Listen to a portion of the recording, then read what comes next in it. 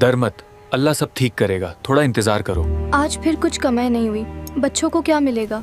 अब्बू, हम भूखे हैं। संभल के जाना। डर मत, मैं जल्दी लौट आऊंगा। अल्लाह मेरी मदद करे, बस थोड़ी हिम्मत और। अल्लाह मेरी मदद करे, बस अभी बचना है।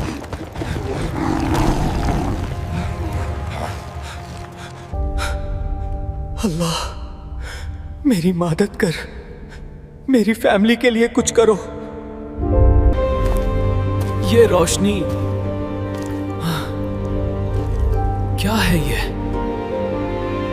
अल्हम्दुलिल्लाह, शुक्र है अल्लाह का, सब कुछ सही हुआ। देखो बेटा, अब हमारे पास सब कुछ है। अल्लाह का शुक्र